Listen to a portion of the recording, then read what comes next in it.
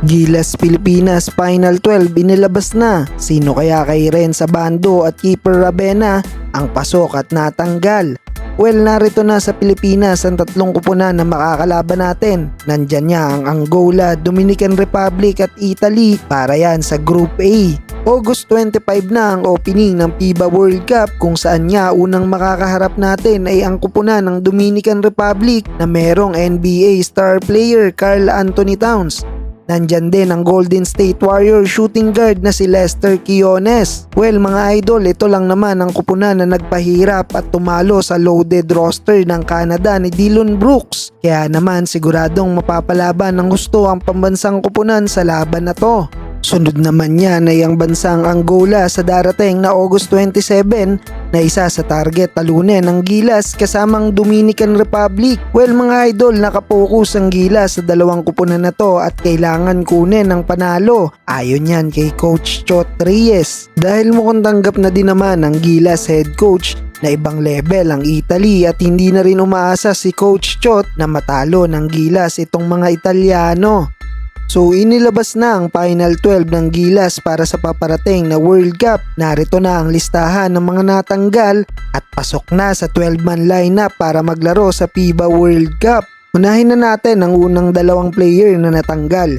Yan nga ay sina Terdy Ravena at Ray Parks Jr. na mismong hindi na ginamit ng Gilas sa kanilang last 3 tune-up games. Chuin na tunang nakapasok sa listahan ng 12-man lineup ng Gilas itong 8 player.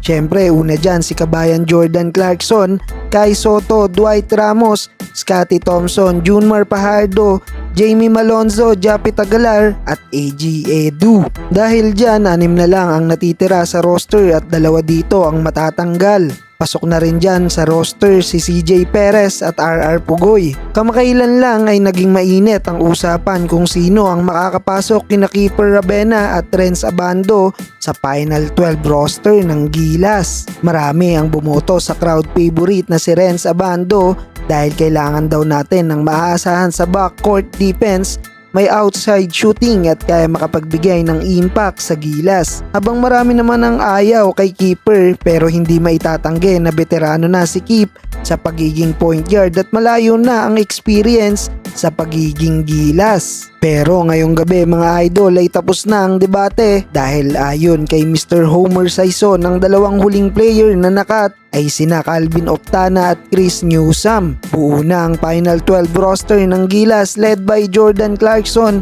Kai Soto, Dwight Ramos, Scottie Thompson, Junmar Fajardo, Jamie Malonzo, Japet Aguilar at AJ Edu. Pasok si Renz Abando at Keeper Ravena sa Final 12.